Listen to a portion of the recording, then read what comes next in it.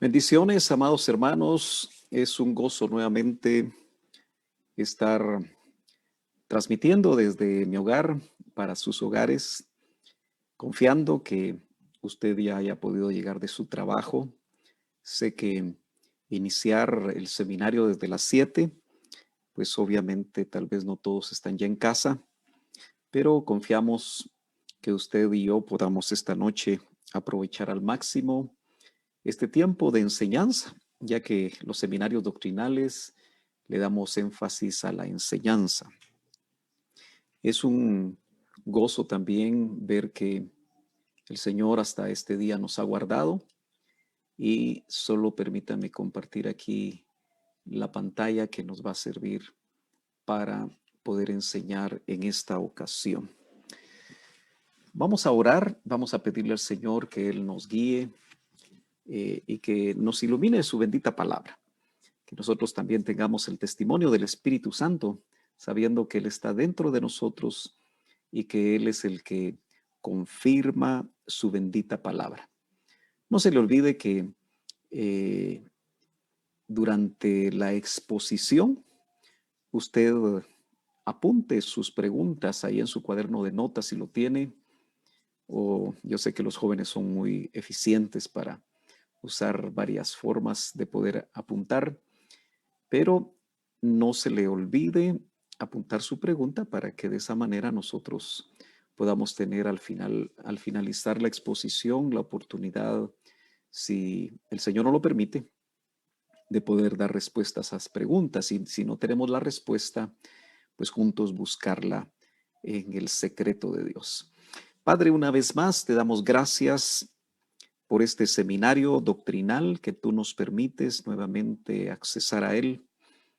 Por medio de estos medios, Señor, que nos permiten estar juntos.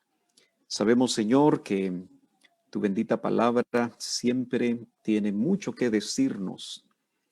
Y aunque sabemos que Deuteronomio 29 dice que las cosas que son difíciles de entender, las cosas, Señor, que tú las has dejado para que te pertenezcan a ti, pero también habla de las cosas reveladas. El apóstol Pablo nos dice que cosas que oído no oyó ni ojo vio son las que Dios tiene preparadas para los que te amamos. Y por eso, Padre, yo te pido que bendigas cada familia de Iglesia de Cristo Betel y aquellos hermanos que en algún momento también se conectan. Y permite, Padre, que sea un tiempo de reflexión, un tiempo de enseñanza doctrinal, un tiempo de iluminación de tu palabra y que cada uno de nosotros, Señor, tengamos el testimonio del Espíritu Santo. Asístenos porque eres tú el Maestro infalible. Y por eso te pedimos, Señor, que nos des luz. Como decía el hermano Otto, Señor, que buscamos tu verdad, no nuestra verdad. Y citando el Salmo, podemos decir que en tu luz, Señor, buscamos la luz. En el nombre de Jesús. Amén. Bueno, hoy quiero darle un poquito de continuidad al tema que abordamos el miércoles pasado, que usted recordará que hablamos del verbo luz. Hoy quiero seguir hablando del verbo, pero en un tópico que vamos a tratar de profundizar en algunas cosas que obviamente en base a la palabra podemos nosotros meditar. Yo sé que el auditorium que esta noche tenemos siempre va a estar conformado por hermanos que escucharon estos temas hace muchos años de labios directos del hermano Otto. Otro auditorio joven que no lo hizo, pero de repente ha tenido la oportunidad de escuchar esto a través de audios y o hacerlo a nivel de la congregación.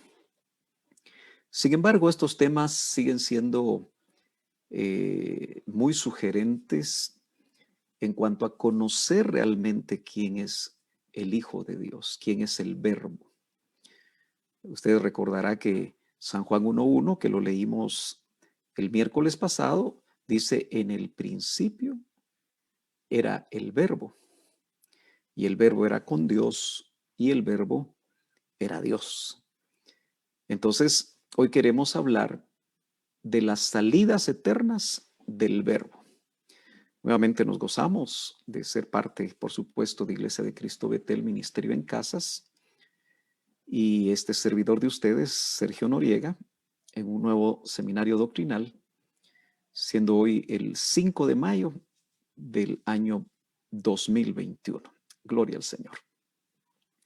Bueno, para hablar de las salidas eternas del verbo, tenemos que ir a un pasaje conocido y tal vez traducido en diferentes formas, algunas versiones más explicativas que otras. Y sin embargo, vamos a ir nosotros a Reina Valera y precisamente déjeme ver qué hice yo acá. Me parece que borré. Ahí estamos. Muy bien. Bueno, voy a tratar de que mi mouse no se me mueva demasiado, pero abra su Biblia y mejor si es su Biblia no digital, porque cuando estudiemos la palabra, cuando usted vaya a la iglesia, lleve su Biblia. Yo sé que a los jóvenes ya no les gusta llevar su Biblia, pero prefieren llevarla en su teléfono o en su iPad. Pero me parece que es una muy buena costumbre llevar nuestra Biblia para poderla subrayar, para poder anotar. Trate usted siempre de tener su libreta. Yo me gozo cuando veo a un hermano, una hermana, un joven especialmente, que como parte de su interés por conocer la bendita palabra del Señor, aprovecha y toma notas. Así que este pequeño libro profético en el Antiguo Testamento de Miqueas, capítulo número 5 y verso número 2, nos va a permitir esta noche introducirnos en este tema para los que se están conectando, que son las salidas eternas del verbo. Me ha llamado la atención que algunos prefieren traducir la palabra griega logos como la palabra. Sin embargo, yo creo que es mucho mejor transliterar o la traducción de verbo para que de esa manera nosotros no nos perdamos. Pero dice Miqueas capítulo 5 y verso 2, pero tú, Belén Efrata, aunque eres pequeña entre los millares de Judá, de ti saldrá el que será el Señor en Israel. Mire qué interesante. Usted puede notar que este verso lo podríamos dividir en dos partes. Uno que va a tratar precisamente de la encarnación del verbo, que ese podría ser otro tema. Y la segunda parte que tiene que ver, que a propósito lo coloqué en letras rojas, usted lo puede ver muy bien ahí, y que nos sirve para el tema de las salidas eternas del verbo. Porque no sé cómo diga su versión, pero aquí en Reina Valera, y específicamente me parece que es la de 1602, hace ya más de 400 años, dice, y sus salidas, yo quiero que usted note que dice, situando la aldea de Belén en el territorio de Judá, dice, de ti saldrá el que será Señor en Israel. Ahora, el Señor en su primera venida, solo le pusieron rey de los judíos en la cruz para identificarlo, pero nunca lo trataron como tal, porque usted recordará que San Juan capítulo 1 y verso 11 me parece, dice, a lo suyo vino y los suyos no le recibieron. Entonces, esta segunda parte que hace relación al que va a ser Señor en Israel y que nosotros teniendo, gracias a Dios, la Biblia en sus 66 libros, podemos notar que el que va a ser Señor en Israel, no solamente por lo que dice Miqueas, sino por lo que dicen los salmos, lo que dicen los otros profetas, lo que dice precisamente el Nuevo Testamento, habla de nuestro Señor Jesucristo. Y dice, y sus salidas han sido desde el principio. Note que aquí aparece otra vez principio. Y ya nosotros hace una semana meditamos sobre el principio de San Juan 1.1, el Arksí, o el Bereshit de Génesis 1.1. De eso ya lo platicamos. Si ubicamos como más antiguo, quizá muchos, muchos años atrás en la eternidad pasada, el principio de San Juan 1.1. Entonces dice, y sus salidas han sido desde el principio, desde la eternidad. Y vuelvo a la carga al pensar que cuando hablamos de eternidad, pues el solo concepto de eternidad es que no hay principio y no va a tener fin. Entonces, cuando habla de que sus salidas han sido desde el principio, se ubica en una eternidad, aunque marca tal vez un punto. Pero recordemos nosotros que Dios y el Hijo, como dice San Juan 1.1, el Verbo es Dios. Nosotros no podemos tener ninguna duda, como algunas sectas falsas tratan de interpretar inadecuadamente ciertos versos para no darle divinidad a Cristo. El mismo Juan dice que el que no crea que Jesucristo es el Hijo de Dios sea anatema.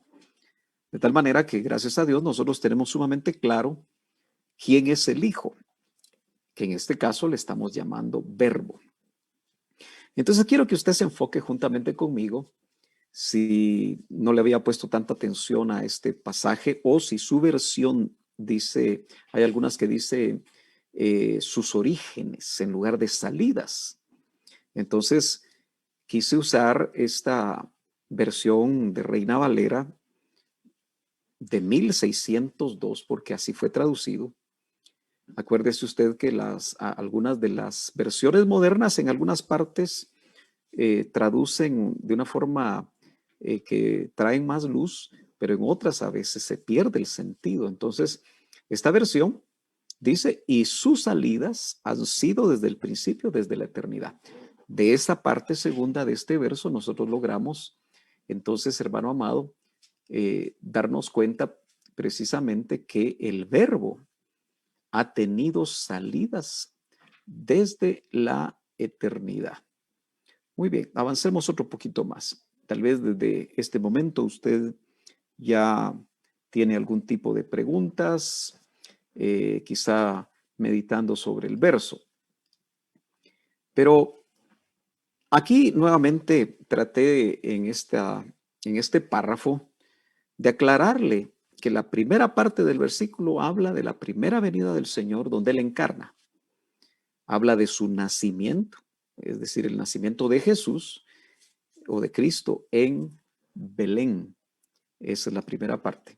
Ahora, hay un pasaje que está siempre en el capítulo 1 y verso española, porque en algún momento el hermano Otto, nuestro pastor y maestro de la mayoría, algunos quizá no le conocieron, hizo alusión a esta versión. Pero la parte después de ese punto y seguido dice, el único Dios engendrado, lo puse en rojo, el que está de cara al Padre. Mire qué interesante. Yo sé que su versión dice de una forma distinta y por eso vale la pena comparar. Si usted no tiene esta versión y tiene la oportunidad de escribir rapidito en sus notas, pues le va a permitir tenerla ahí, por lo menos ese verso, para poder comparar con algunas otras versiones que usted tenga. Entonces dice, el único Dios engendrado, el que está de cara al Padre, Él ha sido la explicación. Mire qué interesante. Ahora, ahí aparece precisamente en el término o en la frase Dios engendrado, Precisamente la palabra griega es monogenes, monogenes. Por eso en algunas versiones se le traduce como el Hijo unigénito. Pero me llamó mucho la atención porque es interesante cómo esta versión presenta, en este caso, al Hijo, que es Dios engendrado. ¿Por qué? Dice, no viene con todos los poderes cuando Él encarna, cuando dice San Juan 1:14, y el Verbo se hizo carne y habitó entre nosotros, y vimos su gloria, gloria como la del unigénito del Padre. Pero note usted que cuando Él nace precisamente en Belén, cumpliendo la profecía de Miqueas, muchos años después, porque fue profetizado y se cumplió, es interesante recordar que Herodes, cuando fue visitado por aquellos multitud, no eran tres, me parece que no podemos nosotros pensar que eran solo tres sabios, porque tres sabios no iban a causar un gran movimiento en Jerusalén, y así dice el evangelista. Entonces se cree que eran muchos más sabios que venían de lejos siguiendo una estrella. Usted conoce bien lo que dicen los evangelios. Y cuando Herodes pregunta a los sabios, a los sacerdotes, a los levitas, a los que sabían, los que conocían las profecías, ellos sabían que el Mesías que esperaban iba a nacer en Belén. Solo que note que como en esa primera parte del verso 2 de Miqueas 5 dice que él iba a ser el Señor en Israel, entonces eso indica que ellos esperaban al Mesías Ben David, es decir, hijo de David, que de alguna manera en algún momento se le mencionó en los evangelios, algunos como aquel ciego, ¿verdad? Que quería que el Señor lo sanara y este ciego decía gritando para que el Señor le pusiera atención, Jesús, hijo de David, Ben David. Entonces ellos esperaban que él tuviera muchos poderes. Jamás se imaginaron que el Señor venía como el siervo sufriente, el Ben José, el Mesías Ben José. Eso todavía, hasta el día de hoy, los judíos no lo entienden.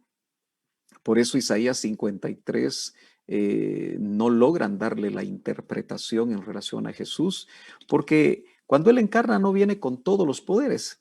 Usted se recuerda que Filipenses capítulo número 2, hemos leído muchas veces Filipenses capítulo 2, déjeme acercarme, no lo tengo aquí en la presentación, pero creo que viene muy al caso de lo que estamos hablando cuando el apóstol Pablo nos habla acerca de cómo el Señor, Filipenses capítulo 2, déjeme ver si es el 2 o es, sí, dice el verso número 6, Filipenses capítulo 2, verso 6, apunte, el cual, aunque existía en forma de Dios, no consideró el ser igual a Dios como algo a que aferrarse. Podríamos decir que ese verso 6 del capítulo 2 de Filipenses está todavía donde el verbo no tiene cuerpo, no encarnado, está en una preexistencia. Verso 7, sino que se despojó a sí mismo, tomando forma de siervo, haciéndose semejante a los hombres y hallándose en forma de hombre, se humilló a sí mismo, haciéndose obediente hasta la muerte y muerte de cruz. Entonces note que él se despojó a sí mismo. Entonces, no viene con todos los poderes. Y eso es lo que aquellos que esperaban, insisto, un Mesías vencedor, triunfante, que pudiera realmente derrotar al imperio que estaba dominando Israel, como era Roma, e incluso cuando vieron que lo pudieron herir, primero lo apresaron, lo juzgaron y luego lo hirieron y lo mataron, especialmente en una cruz, pues por supuesto los judíos no entendían porque esto tenía que ser revelado. Vuelvo a insistir que sabían dónde iban a nacer. Y a Herodes lo que le sirvió fue para matar a muchos niños inocentes. Muy bien. Entonces, ese Mesías Ben José era, diríamos, para los judíos un misterio terrible. Y hasta el día de hoy ellos siguen viendo en Jesús alguien que no tiene nada que ver con su Mesías, el que siguen todavía después de 2000 años esperando. Como vemos acá, ellos esperaban que él viniera con manto real, en caballo blanco, y que obviamente estuviera totalmente alejado del concepto o de lo que vieron en la vida de Jesús. Para ellos era muy difícil entender que alguien que había nacido en su comunidad, algunos creían que había nacido en Nazaret, ¿se acuerda? Porque uno de los mismos discípulos dijo, ¿podrá haber algo bueno venir algo bueno de Nazaret? Casi eso era como un insulto.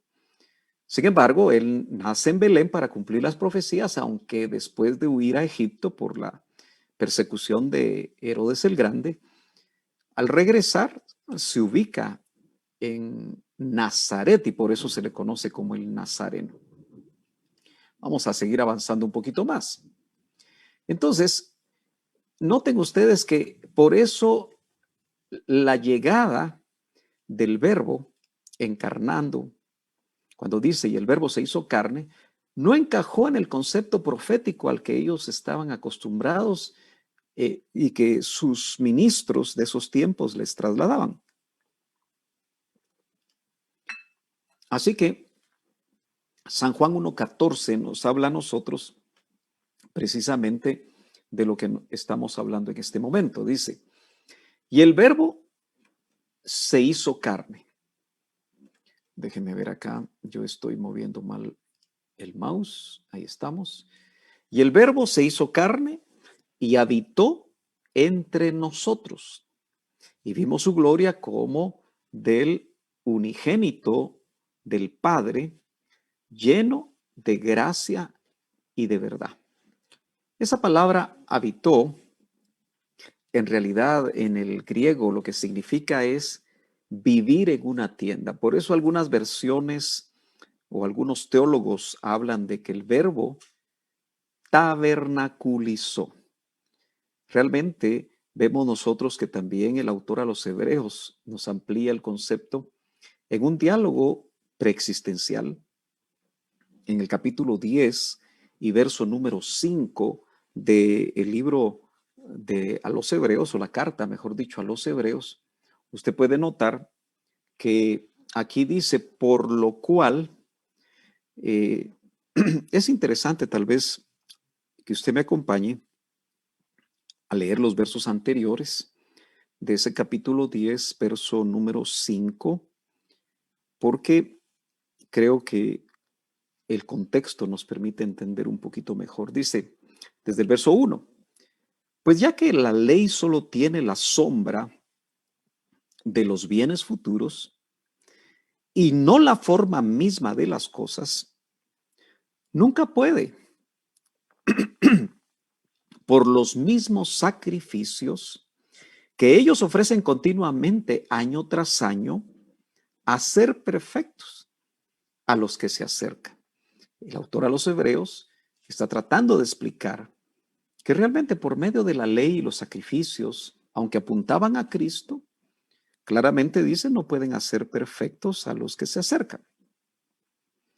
De otra manera, no habrían cesado de ofrecerse, entendamos esos sacrificios, ya que los adoradores, una vez purificados, no tendrían ya más conciencia de pecado.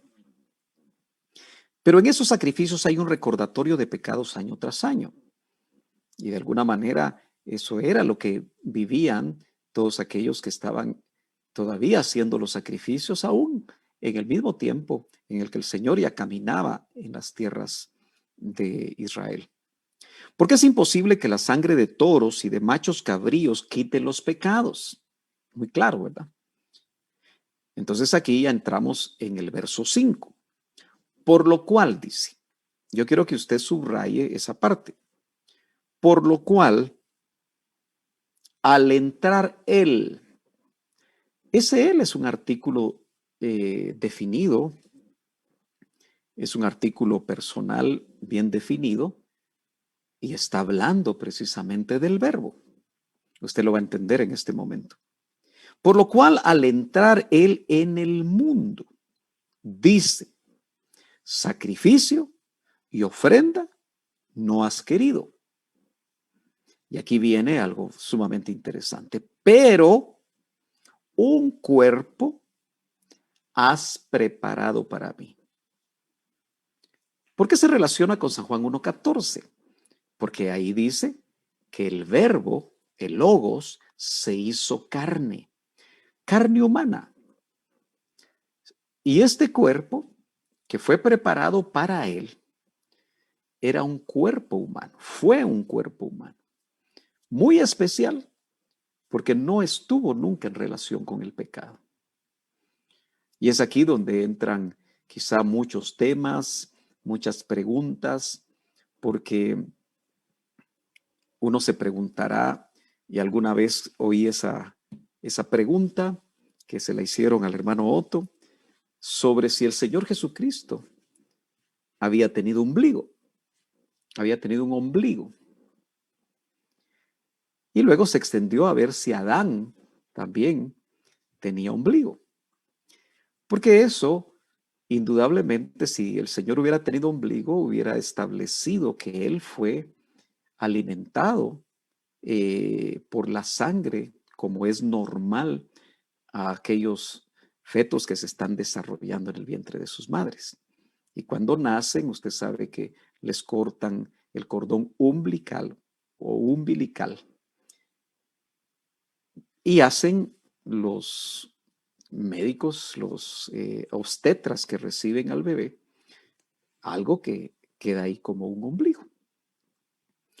Pero nosotros entendemos que la Madre del Señor, María, una virgen que fue engendrada por el Espíritu Santo, no tuvo una relación directa a nivel del cordón umbilical alimentando al Señor, porque aun cuando la Iglesia Grandota tiene su dogma muchos años después, donde ellos establecieron que María no tenía pecado, nosotros sabemos que ella, como cualquier otra persona, necesitaba salvación y necesitaba un Salvador.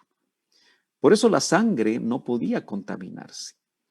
Así que el misterio de haber sido engendrado por el Espíritu Santo, que nos lo recoge muy bien el capítulo 1 de Lucas, aunque abre un montón de preguntas, un montón quizá de dudas, en realidad era un cuerpo especial, sin contaminación, sin relación con el pecado, sin cuerpo de pecado, sin leyes en los miembros, sin naturaleza pecaminosa, porque el verbo al tomar carne y ese cuerpo que le prepararon, y note que es un diálogo, si usted sigue leyendo, es un diálogo entre el verbo y el Padre, entre el Hijo y el Padre. Y ese cuerpo iba a ser el cuerpo del Cordero de Dios que quita el pecado del mundo. Bueno, yo tengo que seguir avanzando porque, aunque usted no lo crea, el tiempo corre y queremos poder compartir con ustedes en preguntas y respuestas de una manera un poquito más dinámica. ¿Cómo entender con la mente humana, con nuestro raciocinio, que el verbo inmortal se vuelve mortal? Tenemos que entender que los judíos, lamentablemente, no entendieron estas cosas porque estos misterios solo se entienden por revelación y no por entendimiento humano. Por eso volvemos nuevamente a la carga de la necesidad de acercarnos a la bendita palabra del Señor buscando revelación. Y es que tenemos un recurso enorme, y es que el Espíritu Santo, el que se le llama el otro Paracleto, está dentro de nosotros si hemos nacido de nuevo. Y Él quedó no solo para consolarnos, no solo para fortalecernos, para ayudarnos en nuestra lucha contra el pecado, sino que quedó para enseñarnos todas las cosas como el maestro infalible. De tal manera que es por medio del Espíritu Santo que nosotros recibimos revelación. Un verbo inmortal que se vuelve mortal para llevar a cabo precisamente el plan redentor del Padre con el propósito de salvar a la humanidad. Así que no intente usted entenderlo de forma natural. Quizá ahí es donde los intelectuales patinan. Ahí es donde los intelectuales no logran realmente entender lo que Pablo en algún momento llamó la locura de la predicación. Sin embargo, esta es una realidad. El verbo que en el principio era el verbo, o sea, en el principio ya existía el verbo.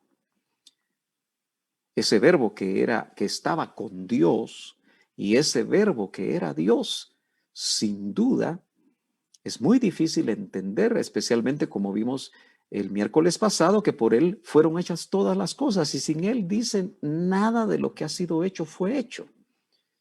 Entonces, que se haya vuelto mortal por amor a nosotros, ahí es donde estos temas, aunque parecen escabrosos, difíciles de entender, hermanos amados, nos permiten realmente darnos cuenta lo maravilloso del plan de Dios y lo maravilloso del amor de Dios. Por eso San Juan 3:16, el famoso verso para evangelizar, porque de tal manera amó Dios al mundo que dio a su Hijo unigénito, entiéndase verbo, inmortal. ¿Cómo pasó de la inmortalidad a la mortalidad? Es algo que quizá no podemos entender completamente, pero fue una operación sin duda de Dios mismo, del Padre y el Hijo, porque noten que dice, y el verbo se hizo carne. Interesante. Muy bien, sigamos avanzando entonces otro poquito más. En todo esto tenemos que ponernos a pensar que las buenas noticias de salvación realmente se vuelve algo muy sencillo porque el evangelio primero es revelación. Tenemos que recordar eso mucho en nuestros corazones. Las buenas noticias de salvación primero va a ser revelado y luego van a venir las convicciones. No podemos darle vuelta a esta frase. Nosotros no podemos entender estos misterios tratando de obtener convicciones producto del raciocinio, sino que o nos revelan estas cosas. Por eso el Evangelio primero es revelación y luego es convicción. Pero también el Evangelio, hermanos amados, realmente se lo oí yo a mi pastor y lo vuelvo a repetir porque es tan importante. Y aunque es sencillo, a la vez es profundo. Pero el Evangelio es que se meta Cristo adentro de nosotros.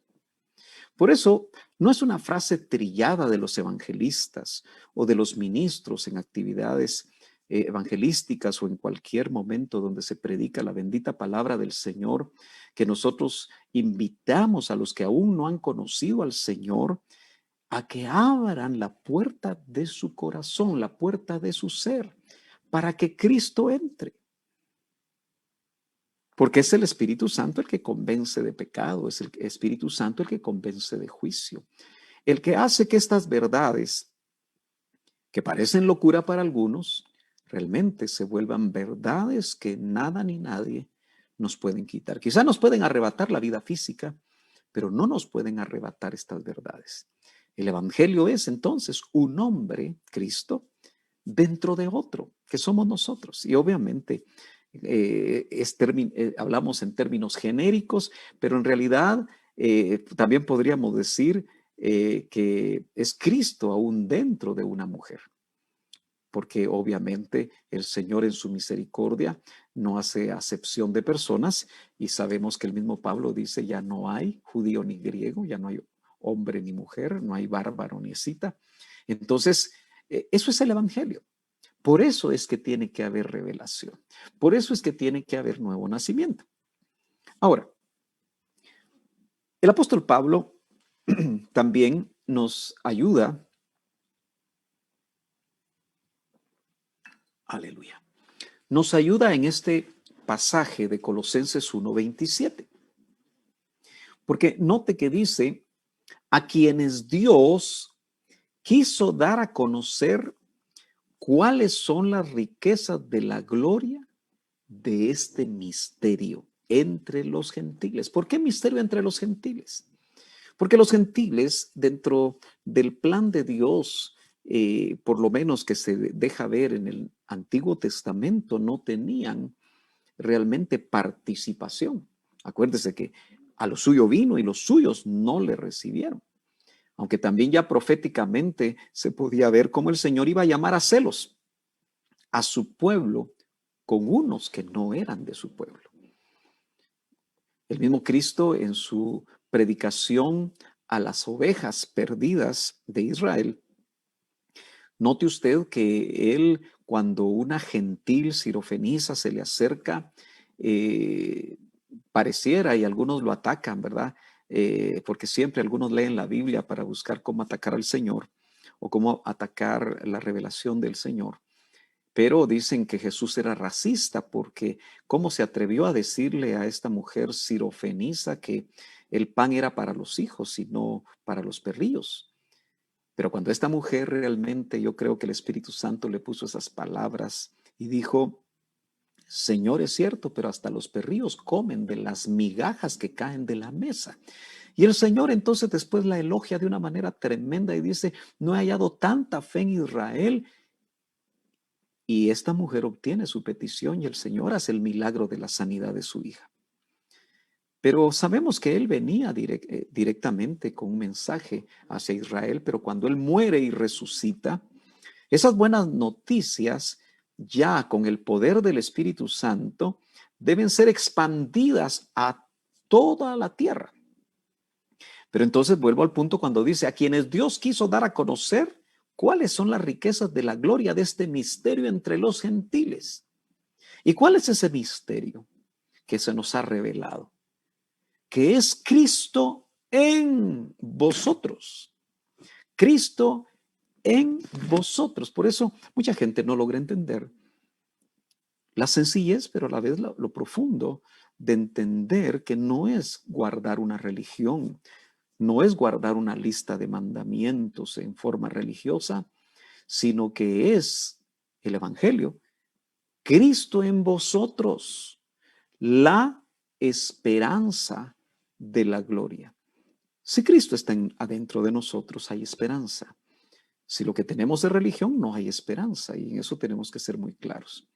Bueno, pero entonces, hermano Sergio, ya el tiempo pasó, 45 minutos, 40 minutos de estar hablando y no entra a las salidas del verbo. Bueno, entremos a las salidas eternas del verbo. Entonces, ¿a qué se refiere la segunda parte del verso de Miqueas 5:2? Estas salidas precisamente debemos de entender que fueron antes de la encarnación, que fue la primera parte de ese verso. Muy bien. Pero entonces tenemos que hacernos preguntas porque probablemente usted ya no tiene Miqueas 5:2, aunque valdría la pena que regresara ahí, porque note que esa segunda parte dice, y sus salidas han sido desde el principio, desde la eternidad. Entonces, yo planteo aquí algunas preguntas que podemos plantearlas. Vamos a ver si logramos obtener respuestas. ¿De dónde salió? ¿De dónde salía el verbo para hacer esas visitas? Otra pregunta intrigante. ¿Con qué clase de cuerpo? Porque fue antes de la encarnación. Él no podía salir con un cuerpo humano porque entonces al encarnar hubiera sido una reencarnación y eso no es posible. Está vetado. Entonces, ¿con qué clase de cuerpo salía? ¿Qué visitas haría? ¿A dónde iba? Entonces, Hebreos, nuevamente el autor a los Hebreos, en el capítulo 1 y verso 2 en esta versión PDN, La voy a leer, usted compárela o apúntela también con sus propias versiones o su propia versión. Dice, y en estos tiempos que son los últimos, mire, y esto se escribió hace casi 2000 años, nos ha hablado por medio del Hijo. Sí, lo está leyendo usted ahí. Déjeme tenerlo yo aquí a la mano. Sí, me quedé un poquito atrás, sí. Dice, por medio del Hijo o de su Hijo, que es el Verbo, a quien ha constituido heredero de todas las cosas, pero quiero hacer énfasis en la parte final. ¿Y por quién? Dice esta versión, creó los mundos. Y por quien creó los mundos. Hay versiones que dicen creó el universo, otras que dicen creó todas las cosas, pero me llamó mucho la atención esta versión porque creo que nos permite a nosotros pensar cuántos mundos fueron creados precisamente por el Señor. Porque dice, a quien constituyó al Hijo, heredero de todas las cosas, y por quien creó los mundos. ¿Cuáles serán todos esos mundos? No sé si logra usted visualizar ahí. La foto no es una foto muy clara, pero si usted logra ver esos puntos luminosos, que por lo menos en esta foto es una parte del universo.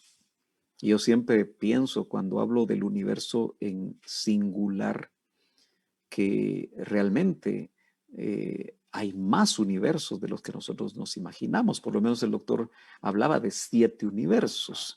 Y los científicos, como lo he dicho en otras ocasiones, hablan de multiuniversos.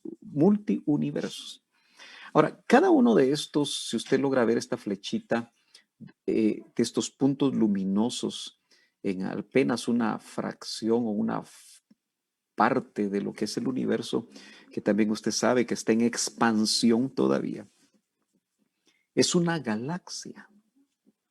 Yo quiero que usted note que tal vez solo por pensar en voz alta, porque no necesariamente es la Vía Láctea, ¿verdad? Pero usted sabe que el sistema solar pertenece a la galaxia llamada la Vía Láctea, que en algunas fotos que sacan en algunos lugares donde no hay mucha luz y con excelentes equipos de cámaras, se puede ver la galaxia a la que nosotros pertenecemos. Y lo dije también en otra ocasión recientemente, apenas la Vía Láctea es una galaxia, pero el sistema solar apenas es un conjunto de una estrella que le llamamos el Sol con sus planetas, apenas es un puntito del tamaño de un grano de arena del mar dentro de la comparación de lo vasto del universo. Entonces, se habla de millones de galaxias. Y en el verso que acabamos de leer dice que el verbo, o por medio del verbo del Hijo, se crearon los mundos. ¿Cuántos millones de mundos? Ahora, mi pastor tenía una forma muy especial a veces de hacernos meditar, hacernos pensar. Y todos sabemos que uno de los estadios más grandes, por lo menos de América Latina, es el famoso estadio del Maracaná. Me parece que en algún momento tenía un aforo más de 150,000, creo que llegaba casi a los 180,000, 200,000 personas, pero por medidas de seguridad lo redujeron, me parece, ese aforo. Pero él decía, ¿quién construye un Maracaná para que solo haya un espectador? Tratando de decir con eso que ¿quién construye un universo tan vasto, con tantas galaxias y tantos millones de mundos para que solo un pequeño planeta azul en lo que es la Vía Láctea y el sistema solar sea el único habitado con seres inteligentes? Bueno, eso ya abre nuestros sentidos, nuestra mente. Y claro, yo sé que hay cristianos que no creen que pueda haber habitantes en otros ámbitos, Pero acuérdese que hay preguntas que no las respondimos, solamente las dejamos en el aire. Las salidas eternas del verbo, de dónde salió, con qué cuerpo hizo esas visitas, a dónde fue, es un misterio. Pero ¿será que esos millones de mundos realmente con un Padre eterno creador? Y eso significa que ha estado creando por toda la eternidad. Entonces, hermanos amados, si hay otro tipo de creaciones, y por lo menos yo creo que sí las hay, pero claro, yo solamente expongo, tampoco le voy a imponer que usted lo crea, pero vale la pena que a la luz de lo que estamos viendo y también formulando las preguntas y probablemente aportaciones que puedan haber, ¿será que los fue a visitar? Que sus salidas eternas, imagínense, cuando hablamos de salidas eternas, no tienen principio. Es una eternidad pasada. Y cuando hablamos nosotros de la eternidad futura, por decirlo así, y cuando vemos que Efesios 3:10 dice que la iglesia lo quiero leer literalmente, Efesios capítulo 3 y verso 10, dice, a fin de que la infinita sabiduría de Dios sea ahora dada a conocer por medio de la gloria, o mejor dicho, por medio de la iglesia, a los principados y potestades en las regiones celestiales. ¿No es de lo que estamos hablando? Y dice que sea dado a conocer ahora, ya ahora. Y uno se pone a pensar en muchas cosas. Pero estamos hablando de las salidas eternas del verbo. ¿Será que Dios tiene hijos que se le llaman hijos de Dios en diferentes lugares de todos estos espacios enormes, creativos? Bueno, es muy importante que vayamos otra vez a la palabra y nos demos cuenta que Job capítulo 38 del verso 4 en adelante, es muy sugestivo leer esto y vale la pena que usted también apunte esos versos y estúdielos en diferentes versiones si usted quiere.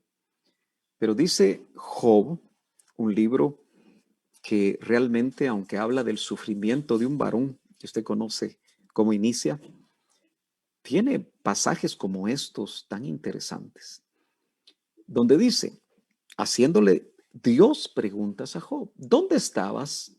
Le dice Dios a Job, cuando yo fundaba la tierra. Aquí se da por sentado que el Señor es el que crea la tierra. Y la tuvo que haber creado en algún momento de esa eternidad pasada. Siempre le he dicho que los científicos le dan una edad a la Tierra de 4.500 millones de años. No podemos estar seguros de eso. Tampoco somos científicos, pero llama la atención y yo creo personalmente en la creación de una Tierra antigua, no joven. Y le dice entonces, después de formularle la pregunta a Job, Dios, házmelo saber si tienes inteligencia. ¿Quién ordenó sus medidas si lo sabes? ¿O quién extendió sobre ella cordel? ¿Sobre qué están fundadas sus basas o sus cimientos? ¿O quién puso su piedra angular? Y aquí viene el texto interesantísimo de Job 38:7 cuando dice, cuando las estrellas, todas del alba, alababan. Se referirá a las estrellas como las conocemos nosotros. Por ejemplo, el sol es una estrella. O se estará refiriendo a personajes que tenían, que se les llamaba estrellas todas del alba, para que pudieran alabar, porque dice, cuando las estrellas del alba alababan, ¿cuándo era esto? Cuando se estaba fundando la tierra, cuando se estaba creando la tierra. Y se regocijaban todos los hijos de Dios. Si acabamos de ver que el verbo, por medio de él, fue creado todos los mundos, Si son millones y millones de mundos. Por eso la pregunta, ¿habrán hijos de Dios? Porque si la tierra fue creada hace millones de años por Dios a través del Hijo, quiere decir que ya habían, y aquí se menciona claramente, todos los hijos de Dios. Entonces, no me extrañaría a mí llegar a la conclusión de que realmente Dios ha creado un universo tan vasto donde seguramente hay muchas creaciones y ojalá que usted esté ya formulando sus preguntas, aunque yo todavía tengo tiempo para seguir exponiendo. Me va a gustar mucho que usted realmente vaya planteando las preguntas. Disculpe que mi garganta está un poquito afectada, pero debemos de avanzar otro poquito más. Yo por lo menos no he logrado ver si usted ya planteó algunas preguntas en esta noche, pero creo que hay material para que nosotros podamos meditar. Note entonces que ahí en Hebreos 7, y aquí me voy a tratar de quedar un poquito más, del 1 al 3, lo que hice en este momento es que volví a colocar las preguntas que hice un tiempito atrás acerca de las salidas del verbo, las salidas eternas del verbo. ¿De dónde salió? Pues obviamente el lugar de habitación del verbo que es Dios es el cielo, lo que nosotros hemos llamado como el tercer cielo, aunque algunos que creen en 7 cielos o en 10 cielos lo ubicarán en otro lado. Bueno, sencillamente diríamos que es la habitación de Dios. De ahí salía el verbo.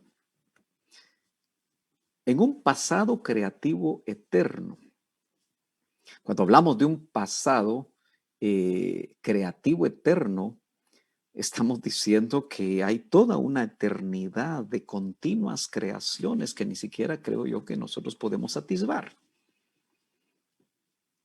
Deuteronomio 29:29 es un pasaje que muchas veces cuando uno no puede contestar los misterios que aparecen en la palabra, y lo quiero leer literalmente, muchas veces es la excusa para que nosotros no meditemos y le pidamos al Señor iluminación de su palabra, revelación. Dice, las cosas secretas pertenecen al Señor nuestro Dios. Por supuesto, deben haber cosas que solo le pertenecen a Él. Mas las cosas reveladas nos pertenecen a nosotros y a nuestros hijos para siempre, a fin de que guardemos todas las palabras de esta ley. Bueno, el Señor ha venido revelando. La otra pregunta que hacíamos era, bueno, en ese pasado creativo eterno, por eso se habla de un Padre eterno en Isaías precisamente. Pero ¿con qué clase de cuerpo o corporeidad habrá venido o habrá hecho, mejor dicho, visitas o salidas eternas el verbo? Bueno, yo tengo que pensar en una corporeidad espiritual porque ya expliqué que no podía ser un cuerpo humano porque precisamente al encarnar, porque todo esto fue mucho antes de su encarnación, en, diríamos, su preexistencia eterna como verbo. Pero aquí tal vez nos permite a nosotros el personaje del que habla Hebreos 7, del 1 al 3, llamado Melquisedec, que lo vamos a leer en un momento, darnos alguna luz, tocar un poco de tierra más firme, porque me parece a mí que el caso de Melquisedec debe ser estudiado dentro de las salidas eternas del verbo, en este caso en la tierra. Y yo diría que el sacerdocio eterno melquisediano es el que nos habla de las salidas del verbo. ¿Qué visitas haría y a dónde? Bueno, tal vez no tenemos respuestas conclusivas, pero vayamos a Hebreos capítulo 1 y verso 2 en esta versión PDN que dice, y en estos tiempos que son los últimos, nos ha hablado por medio de su Hijo, a quien ha constituido heredero de todas las cosas y por quien creó los mundos. Pero vayamos entonces, déjeme regresar porque creo que no apunté o no coloqué precisamente en la presentación Hebreos capítulo 7. Así que lo vamos a leer. Dice Hebreos 7, 1 al 3. Yo voy a leer en versión Las Américas. Porque este Melquisedec, oiga bien, rey de Salem, ¿dónde estaba Salem? Bueno, muchos lo ubican donde precisamente después se fundó Jerusalén. Porque estamos hablando de una época que tiene que ver con Abraham, no solo conocido como el padre de la fe, sino que a la larga es el tronco de donde viene Israel. Dice, mire cómo se le denomina a Melquisedec. Sacerdote del Dios Altísimo. Yo no sé si puedo en determinado momento, creo que no lo voy a poder hacer, escribir aquí mismo, pero como no soy tan bueno en la tecnología, usted trate de escribirlo, pero ¿cómo se le llama a Melquisedec? En primer lugar se le llama sacerdote del Dios Altísimo, del más alto. Tendríamos que pensar del Elyon. Si usted va al Salmo 91, usted va a encontrar ahí en el Salmo 91 4 nombres que precisamente nos dan cierta luz acerca de lo que hemos conocido como la cuadridimensión de Dios. Porque dice el Salmo 91.1, el que habita al abrigo del Elyon, aquí es al abrigo del Altísimo, en hebreo es el Elyon, morará bajo la sombra del Shaddai. Diré yo a Jehová, refugio mío y fortaleza mía, mi Elohim en quien confío. 4 nombres. Obviamente el Elyon nos habla a nosotros de la esencia primigenia, nos habla a nosotros de la energía primigenia. Entonces, note qué llamativo que estoy diciendo este personaje. Todavía no estoy sacando conclusiones porque quiero ir con usted despacio.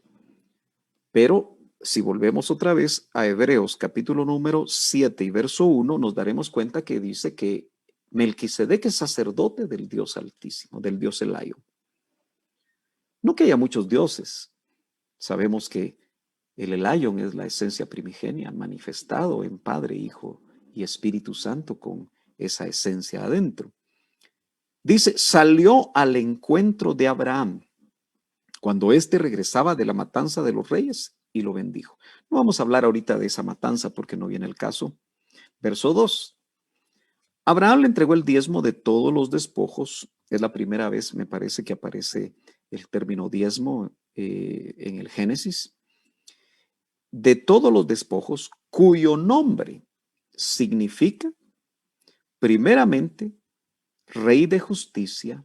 O sea, era un rey, Melquisedec era un rey. Y luego también rey de Salem. Esto es, rey de paz. Bueno, quizá el verso más intrigante, misterioso y que obviamente si usted lo ha leído y ha pasado de largo y no se ha detenido, yo lo invito, porque creo que el ejemplo que nos dejan aquí acerca de Melquisedec nos puede dar buenas pautas acerca de las salidas eternas del verbo. Dice que Melquisedec era sin padre, sin madre. Quizá uno podría pensar sin padre conocido y sin madre conocida, pero en realidad el concepto del autor a los Hebreos que recibe revelación del Espíritu Santo es que este personaje no es humano. Aunque yo sé que los comentaristas pueden decir una cosa y pueden decir otra, pero yo quiero que usted se atreva a ir a la palabra y preguntarle al Señor y que le confirme Pero dice, sin padre y sin madre, sin genealogía. Eso significa que él apareció, Melquisedec, rey de Salem, rey de justicia, rey de paz. Apareció. Y dice, no teniendo principio de días ni fin de vida. Por eso no podía ser un humano. Ahora, ¿quién podrá cumplir estos requisitos? De no tener principio de días, eso es eternidad, no tener un principio. Ni fin de vida, está hablando de que este personaje es eterno. Entonces, ahí yo creo que ya podemos de una manera más sencilla darnos cuenta que Melquisedec es el mismo verbo en función melquisediana y que tiene relación con Abraham, que iba a ser tan importante para Dios, iba a ser tan importante para Israel, iba a ser tan importante para nosotros que según Gálatas, por medio de la fe somos hijos de Abraham. Entonces note usted que dice, siendo hecho semejante al Hijo de Dios. Muchos cuando ven que dice siendo hecho semejante al Hijo de Dios, dicen, ya ve, no es el Hijo de Dios. Sin embargo, si eso fuera así, ¿quién podría cumplir los requisitos? Me parece demasiado difícil encontrar a alguien que no fuera el mismo verbo en salidas eternas, según la segunda parte de Miqueas capítulo 5 y verso 2. Y entonces dice, permanece sacerdote a perpetuidad. Entonces, hasta aquí podemos pensar que el sacerdocio del Dios Altísimo melquisediano precisamente tiene que ver con las salidas eternas del Verbo. Como que esa era la función de Melquisedec. Y es que usted no me dejará mentir que al mismo Señor, en el mismo libro de Hebreos, se le menciona como sacerdote de Melquisedec, en el orden, mejor dicho, de Melquisedec. Y que cuando Él resucita y cuando muere, experimenta el holocausto y resucita, Él recibe un nombre que es sobre todo nombre y es declarado sumo sacerdote en el orden de Melquisedec. Esa no es casualidad. Entonces, hermanos amados, si Melquisedec es Cristo, yo lo creo con todo mi corazón, es el verbo. ¿Con qué cuerpo vino? Porque note usted que si nosotros leemos Génesis, donde se nos menciona precisamente de una manera más detallada lo que tiene que ver con Melquisedec en su encuentro con, eh, con Abraham, dice en el Génesis 14:18, entonces Melquisedec, rey de Salem, sacó pan y vino. Él era sacerdote del Dios Altísimo y lo bendijo, es decir, a Abraham, diciendo, bendito sea Abraham del Dios Altísimo, creador del cielo y de la tierra. Aquí quiero que usted ponga atención. Ahí Abraham, que incluso no le habían cambiado el nombre, no le habían puesto la H del llamado Abraham, sino que era todavía Abraham, en el capítulo 14, verso 18, muy bien puede ser un representante de los gentiles, porque no había ley incluso todavía.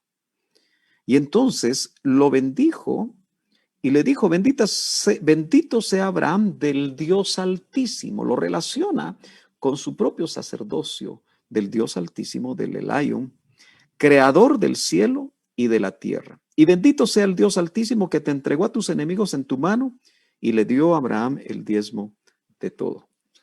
Hermanos amados,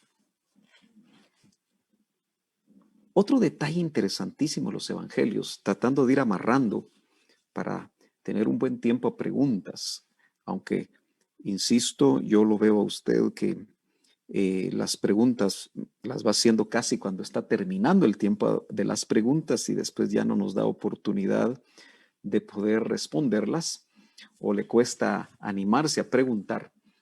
Pero vamos a encontrar un pasaje en el Nuevo Testamento donde creo que amarramos muy bien esta enseñanza diciendo que Melquisedec es una de esas visitas.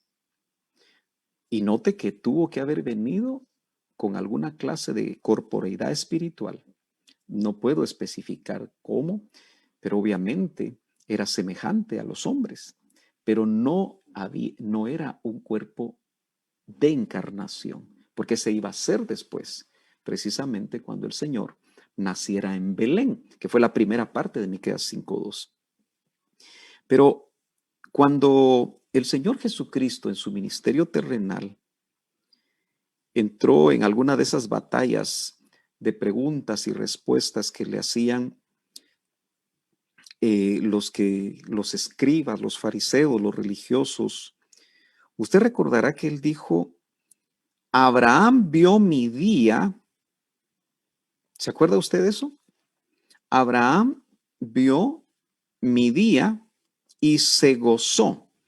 Espero poder encontrar yo mi día en San Juan 8:56. San Juan capítulo 8 y verso 56 dice: viene batallando el Señor y desde el verso 54 dice: Jesús respondió: si yo mismo me glorifico, mi gloria no es nada.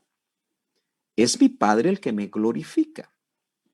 Por supuesto, los religiosos no aceptaban que Jehová tuviera hijo. No aceptaban que el Jehová antiguo testamentario que se le manifestó a Moisés y le dio la ley tuviera hijo. Y esa era la batalla, porque no creían que el Señor estaba cumpliendo las escrituras y era incluso su Mesías. No lo creyeron. De quien vosotros decís, Él es nuestro Dios. Y vosotros no le habéis conocido, pero yo le conozco. Estoy en 8:55 de Juan. Y si digo que no le conozco, seré un mentiroso entre vosotros, pero sí le conozco y guardo su palabra. Entonces inmediatamente dice: vuestro padre Abraham, que vivió 2000 años antes de esa entrevista, antes de lo que está narrando aquí Juan, se regocijó esperando ver mi día y lo vio y se alegró. Y los judíos entendieron muy bien lo que él les estaba diciendo, porque dice: por esto los judíos, verso 57, le dijeron: ¿aún no tienes 50 años y has visto a Abraham? Entendieron muy bien lo que él les estaba queriendo decir. Jesús les dijo: en verdad os digo, antes de que Abraham naciera, yo soy. Pregunto: ¿cuándo vio Abraham el día de Cristo, del que está haciendo alusión? Pues obviamente cuando él vino a la tierra como sacerdote de Melquisedec y bendijo a Abraham y le dio pan y vino.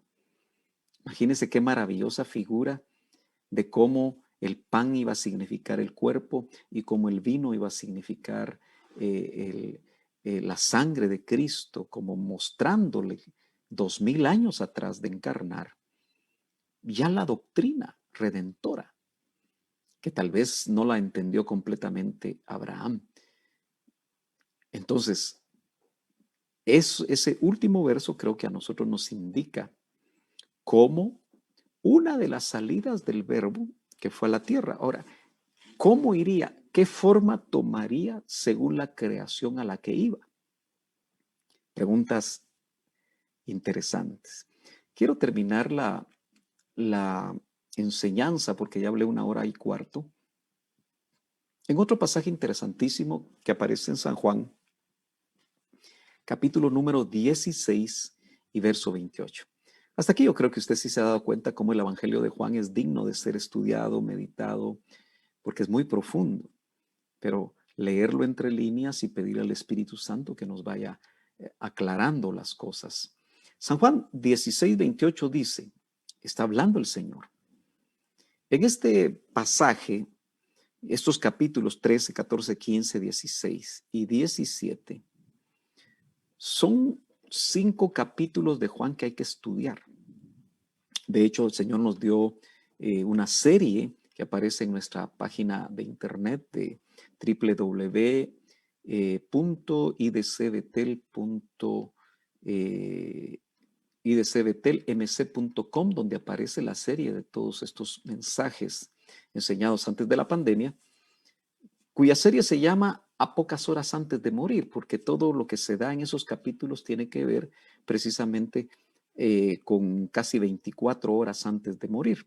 Entonces, en ese contexto, el Señor Jesucristo dice en San Juan 16:28, salí del Padre. Una de las salidas del verbo, solo que aquí ya vino a encarnar. Pero note, y he venido al mundo. De nuevo dejo el mundo. ¿Por qué dice de nuevo dejo el mundo? ¿Ya lo había dejado antes? ¿Cuándo? Quizá como Melquisedec. Quizá otras incursiones en otro tipo de creaciones en la misma tierra. ¿Será que en su función melquisediana vino a supervisar cuando Luzbella estaba en la tierra y gobernaba como virrey en la tierra? ¿Será que hubo visitas melquisedianas en los tiempos de la creación del género humano? Así como después ya encontramos que Melquisedec visita a, a los adámicos en los tiempos de Abraham.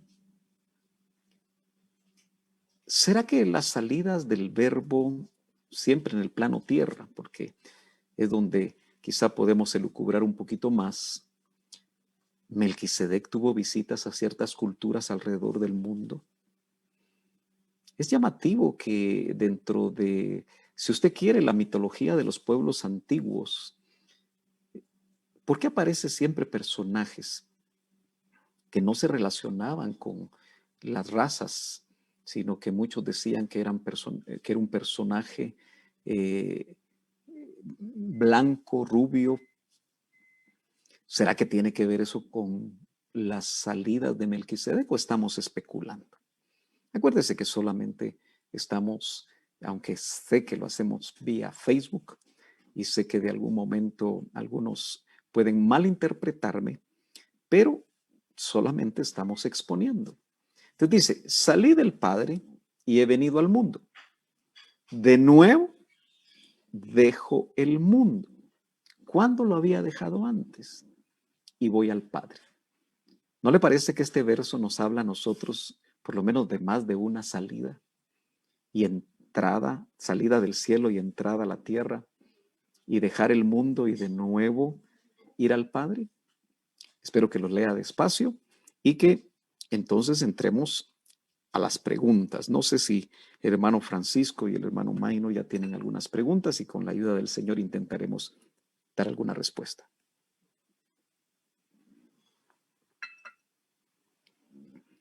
Voy a dejar de compartir para que creo que pueda ver un poquito más amplio. Si están aquí mis hermanos, Gloria. Excelente. Bueno, no sé si tengan preguntas o los hermanos se nos quedaron calladitos.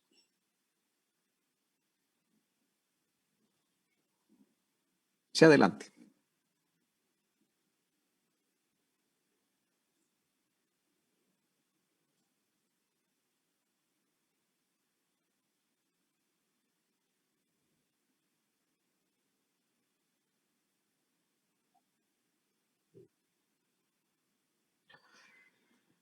Bueno, Colosenses nos da más o menos una idea que nos puede ayudar con esa pregunta. Colosenses capítulo número 1, verso 18 me parece, déjenme chequear. No, 1:20 comparado con 1:22. Colosenses, para que ustedes lo abra su Biblia ahí y note que dice lo siguiente. Y por medio de él, ese él está en mayúscula, reconciliar todas las cosas consigo, habiendo hecho la paz por medio de la sangre de su cruz, Por medio de él, repito, dice Pablo, ya sean las que están en la tierra o las que están en los cielos.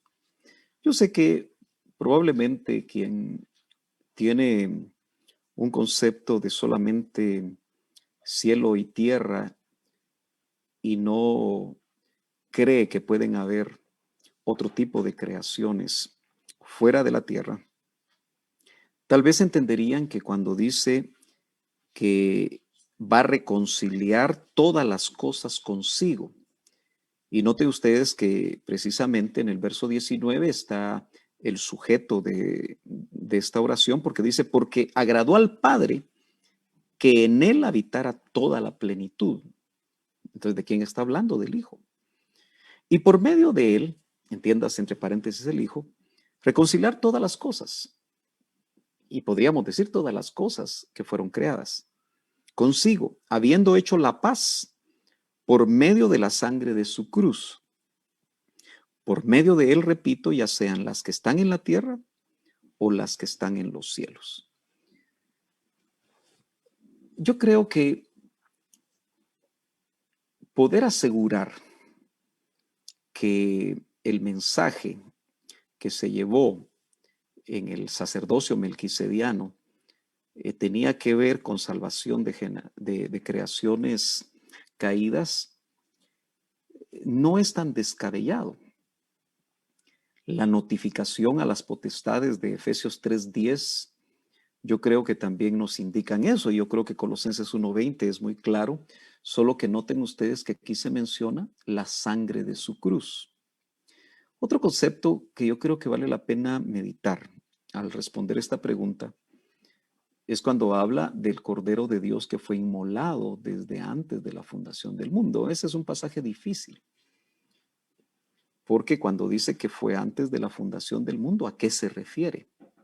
¿Cómo fue inmolado ese Cordero? Y si todo eso es así, ¿qué tan importante es la tierra a la que uno de los salmos llama el estrado de los pies de Dios para que el Señor viniera a ser efectivo lo que pudo haber sido también profético en otras creaciones, que el plan redentor se iba a cumplir en la tierra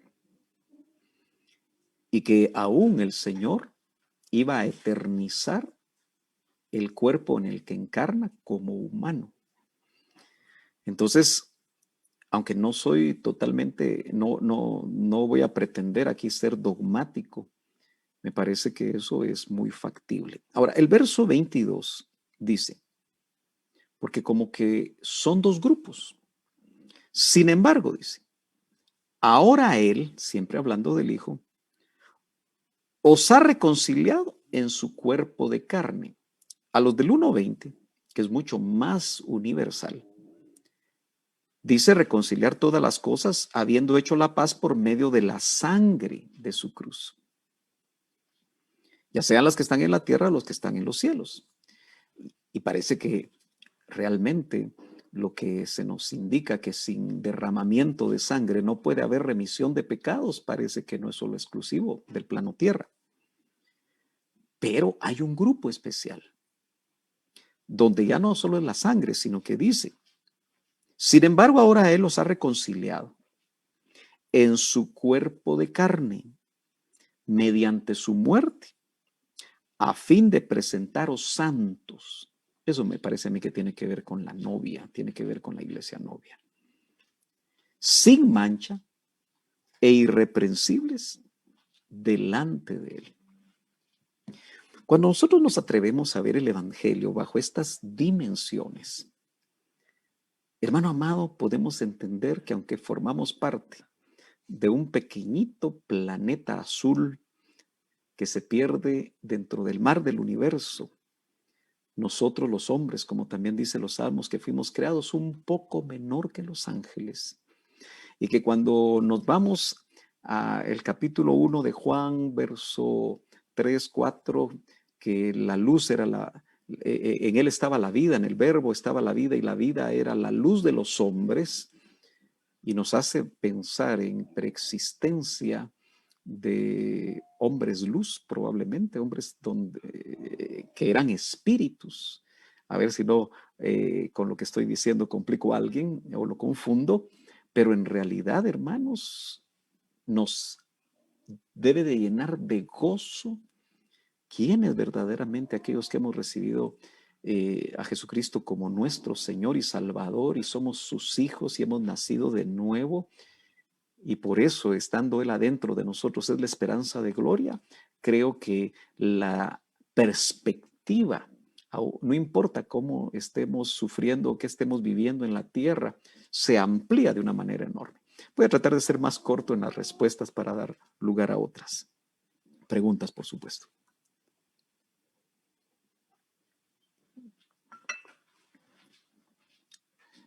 ¿Habrá alguna otra pregunta?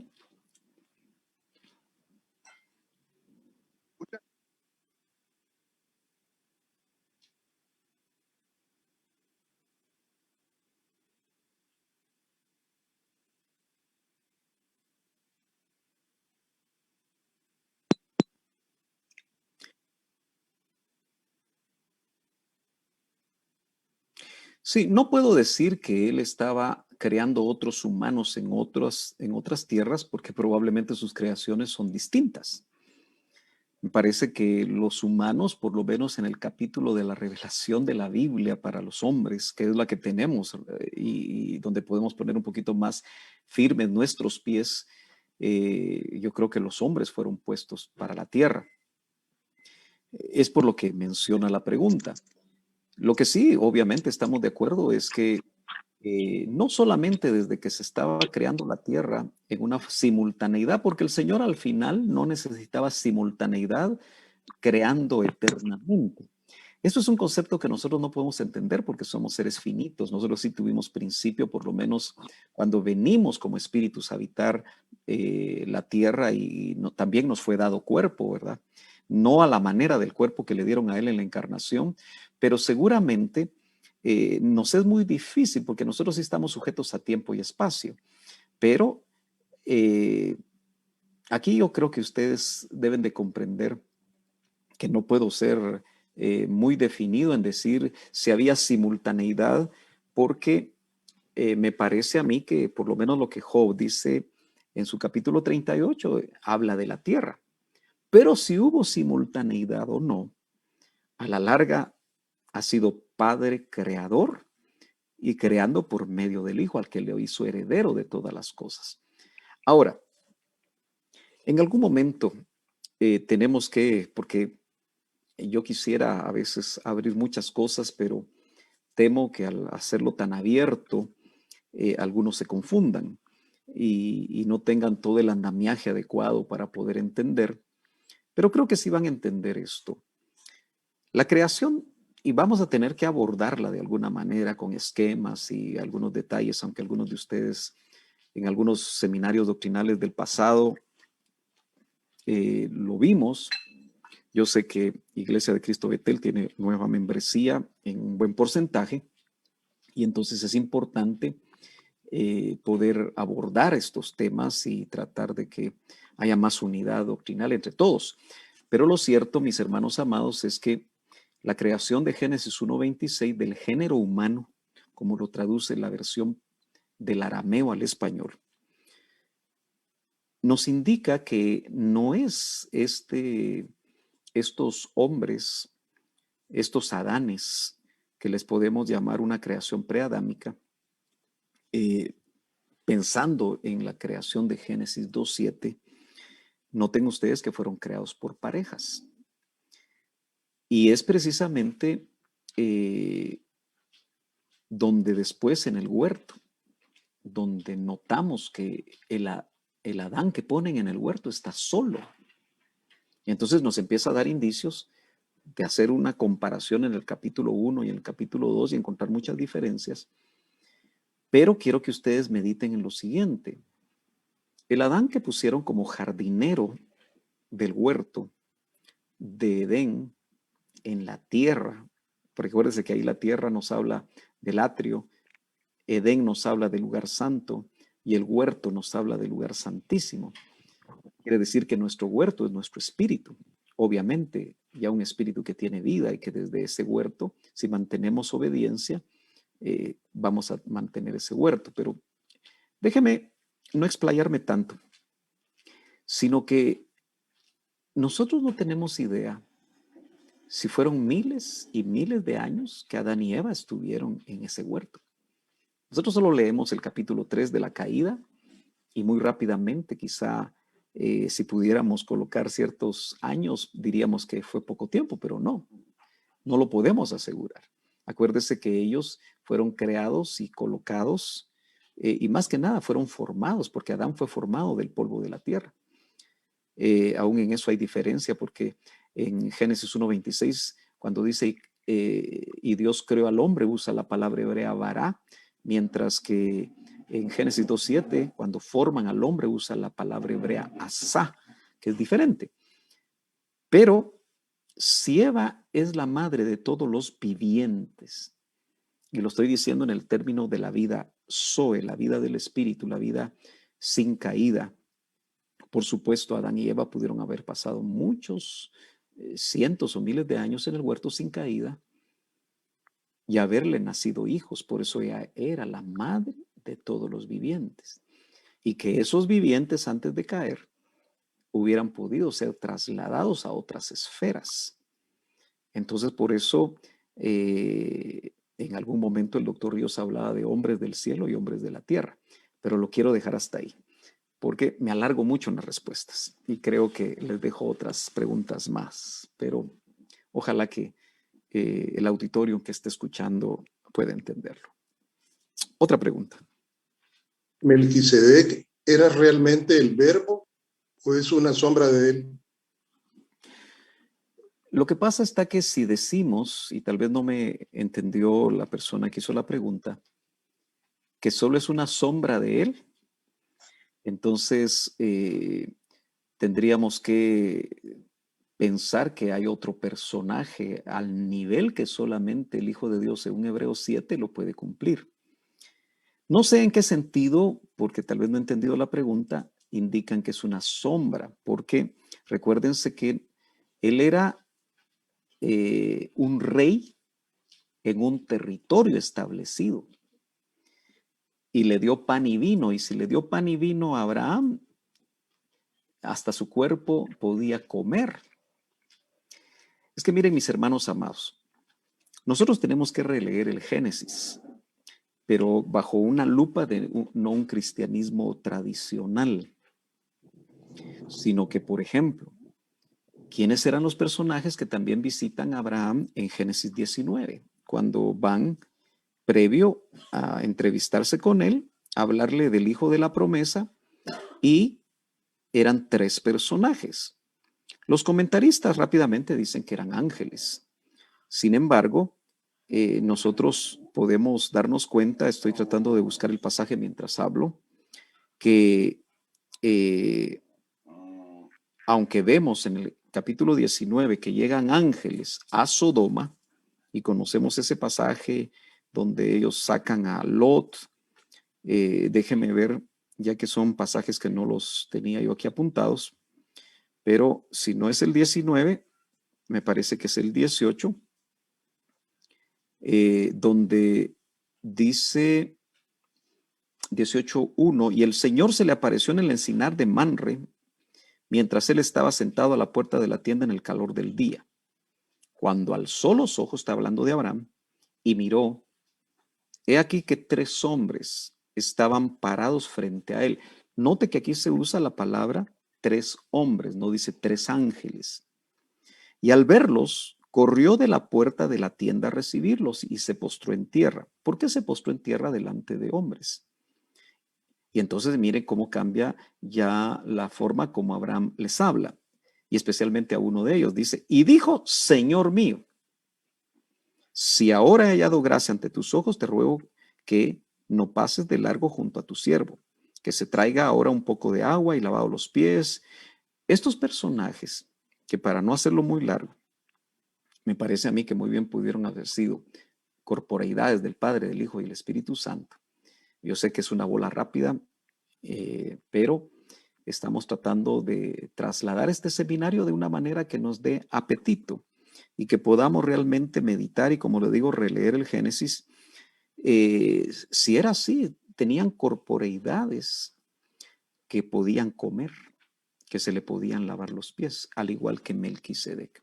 Yo personalmente considero que Melquisedec, y hay suficientes bases, definitivamente era el verbo que vino a la tierra en una corporeidad y que probablemente no fue la única vez, según San Juan 16 que leímos, verso 28, que él visitó la tierra, como seguramente visitó las demás creaciones.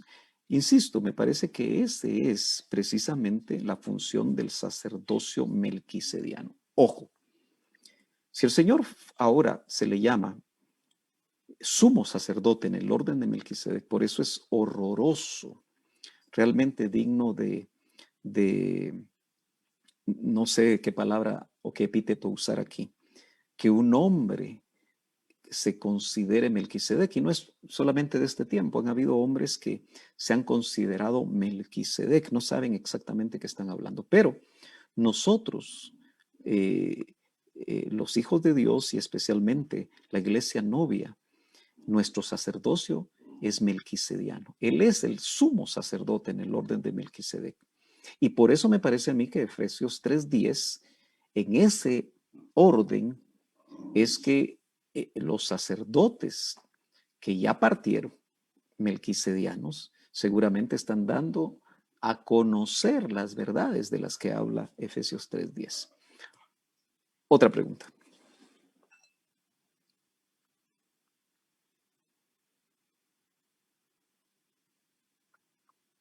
Bueno, me parece que es la misma pregunta que plantearon al principio, la primera que hicieron. Creo que lo que respondí le daría respuesta, lo que respondí en la primera le daría respuesta a lo que plantearon, porque realmente Colosenses 1:20 habla de una reconciliación por medio de la sangre de todas las cosas. No quiero volverlo a leer porque ya lo leí una vez. Tal vez la persona que hizo nuevamente la pregunta podría leerlo nuevamente despacio. Pero hay una reconciliación de las cosas en la tierra y en los cielos. Y noten ustedes que también hay un verso que dice que no todas las cosas son reconciliadas o redimidas con sangre. Déjenme ver si encuentro ese pasaje que está en Hebreos. Denme un momentito.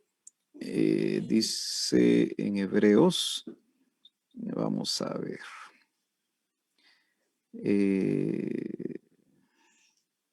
Sí.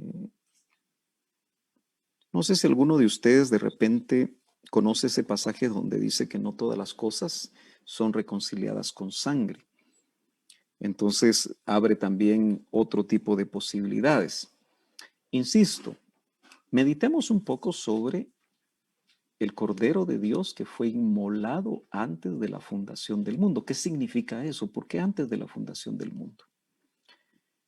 Realmente me parece a mí que si los... Claro, lo leo. Hebreos, permítame un momentito. Hebreos 9:22 dice, y según la ley, noten que aquí abre una puerta. Casi todo, ya no dice todo, es purificado con sangre, que es lo que en figura sucedía en el Antiguo Testamento y que cuando vino el Cordero de Dios que quita el pecado del mundo y derramó su propia sangre inmaculada y llevó a cabo la redención humana. Aquí la pregunta que yo creo que están tratando de hacer es si ese sacrificio en la tierra tiene implicaciones en otros lugares. Es probable.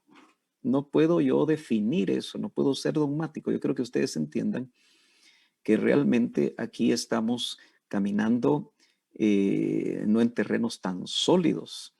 Y entonces yo tengo que ser honesto, ¿verdad? Yo no voy a pretender saberlo todo. Como decía mi pastor, ningún hombre tiene toda la verdad. Pero sí me voy a disponer, voy a ser un poquito valiente en exponer esto que se ha olvidado y que muchos, por temores a que los traten de herejes, a que esto y que lo otro, pero yo siempre voy a decir, ¿comparado con qué? Porque no me estoy sacando esto de sueños o revelaciones antojadizas, sino que estamos siguiendo a la palabra. Entonces dice, y según la ley, casi todo es purificado con sangre. Y sin derramamiento de sangre no hay perdón. Entonces, ¿qué otras cosas o con qué otras cosas puede haber purificación? ¿Hasta dónde la sangre realmente va a redimir incluso otros mundos? Es interesante porque si eso es así, hay un tema que no sé, creo que no se ha subido, no lo he logrado ver en esos 1375 videos, bueno, audios que tenemos en la fundación del doctor Otoniel Ríos Paredes, pero me parece que en uno de los libros que no sé si todavía tenemos en la iglesia y que ahí están aperchaditos, guardados en paquetes, porque la mayoría de personas no quieren leer incluso estos libros que se sacaron en los tiempos del doctor. Hay un tema ahí que él desarrolla que se llama el Cristo multifacético. Y no quisiera ampliarme ahí para no manejar más contenido, pero por lo menos él mira que el Señor probablemente visitó todos esos mundos de acuerdo a la creación, o sea que a la tierra vino como humano, pero a esos mundos pudo haber ido de otra forma. Y muy probablemente la reconciliación con sangre y la sangre del Hijo de Dios puede ser mucho más que solamente a la tierra. Muy Hay bien. un pasaje en Colosenses 1:20 que lo quisiera leer, que tal vez se Es que ya complementa. leímos, Francisco, yo no sé Perdón. si me escucharon o no, pero yo leí Colosenses 1:20 y Colosenses 1:22. No sé si ustedes lo escucharon, hermanos, porque me llamó la atención que esta pregunta se repetía. Sí lo leí, Sí, sí se oyó, ¿verdad? O será que sin audio. Sí, Francisco, muchas gracias, pero sí, ese es el pasaje que hay que tomar en cuenta. Colosenses 1:20. aquí esta otra pregunta dice, el rey Nabucodonosor habla mucho del Dios Altísimo. Sí. ¿Será que a él se le reveló así? Que si podrían ampliar. Muy buena pregunta, interesante, porque acuérdense ustedes que Nabucodonosor, que hasta cuesta, a veces algunos dicen mejor le vamos a decir Nabuco, para que sea más corto, pero sí es muy interesante, hermanos, que en el libro de Daniel, ustedes saben que no solo Nabucodonosor, que fue del imperio babilónico, sino que el mismo Ciro, todos ellos no fueron hombres de Dios. Sin embargo, el Señor a Ciro le llamó su siervo.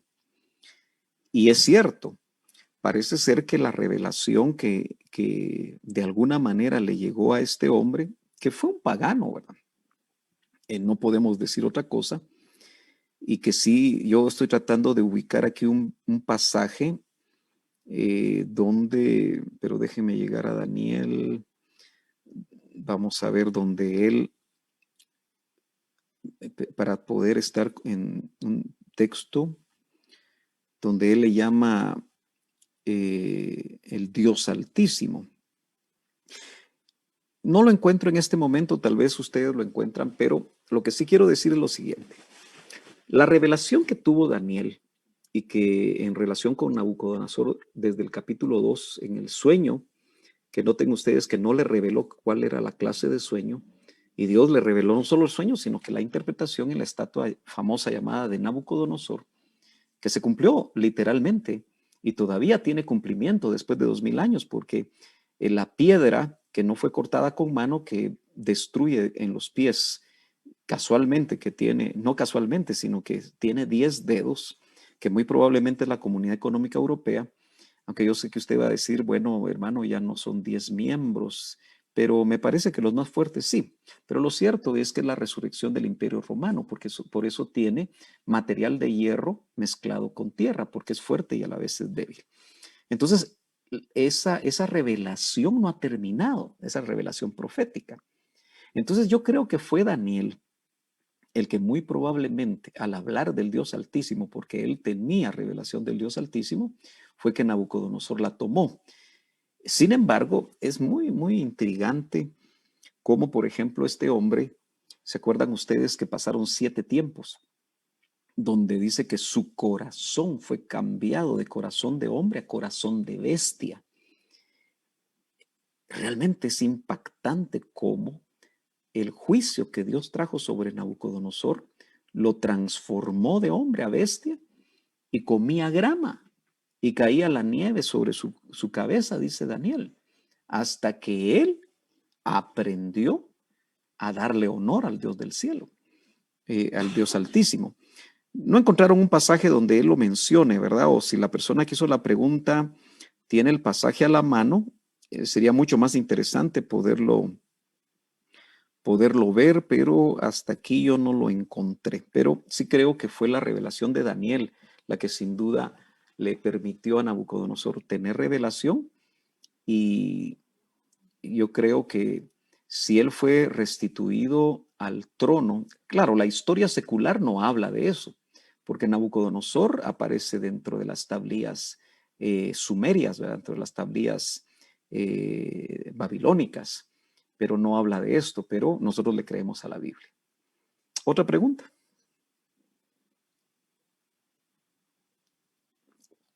¿O ya los hermanos ya no hicieron preguntas? Todavía tenemos 11 minutos, hermanos, que podemos aprovechar. Aquí está otra, dice, una pregunta. Génesis 7:16 dice que Dios cerró la puerta del arca. En su opinión, dice el hermano personal, cree que Dios cerró literalmente la puerta del arca y se apareció en una forma corporal. Interesante. Tengo aquí, dice, entonces vino el diluvio sobre la tierra por 40 días y las aguas crecieron. Parece que no es el 7:17. ¿Cuál fue el que dijiste? 7:16. Ah, sí. Y el Señor cerró la puerta detrás de Noé.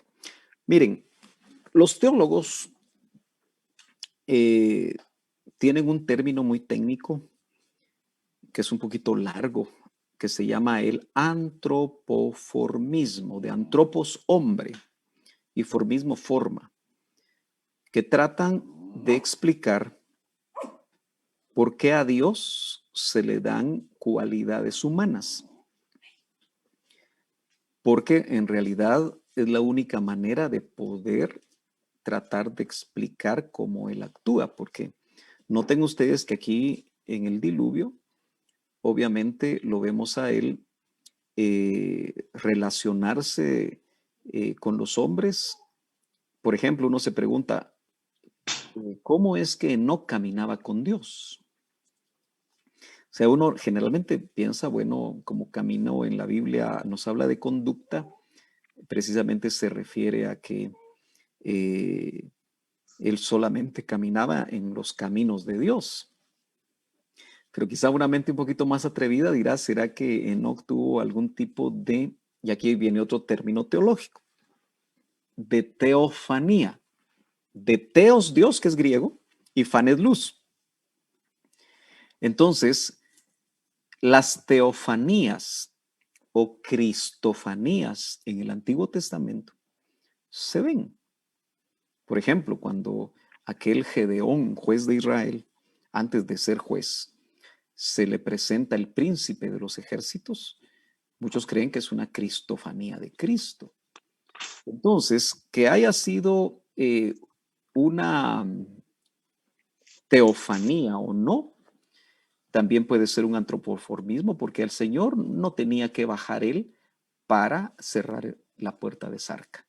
O sea, puede ser un antropoformismo, pero tampoco pensaría yo que no podría haber sido él mismo el que bajó, pero no lo necesitaba. Ok, otra más. Tal vez revisen bien en el chat, porque algunas se han quedado por ahí rezagadas y después nos damos cuenta. ¿Sí?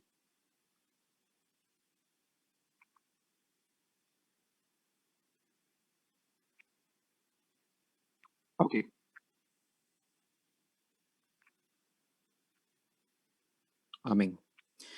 Bueno, mis hermanos, aunque hemos aprovechado un buen tiempo a preguntas, quiero pensar que usted no se atreve a hacer preguntas porque está en un chat bastante general, pero quiero animarlo a que en la medida que usted al apuntar esos versos y volver a ver una o dos o tres veces la enseñanza, que ojalá que lo haga. Yo sé que muchas veces no tenemos tiempo, pero a veces es mejor que una buena película que usted la define como buena, el poder estar estudiando esto y cuando le vengan preguntas, envíelas ya sea a mi chat privado o también a mi correo, que es noriega.sergio, o sea, primero mi apellido, punto sergio, arroba gmail.com, donde entonces despacio podemos tener algún tipo de interacción, porque lo que me interesa es que usted haga preguntas, porque si usted no hace preguntas o no me entendió, o lo entendió todo, que es lo que me gustaría mucho, ¿verdad? Pero en un auditorio tan diverso, yo sé que no todos se atreven y especialmente yo quiero invitar a los jóvenes que quizá algunos ya dominan estos temas y gloria a Dios por eso, pero entonces si los dominan, también valdría la pena que dieran en algún momento algún tipo también de aportación.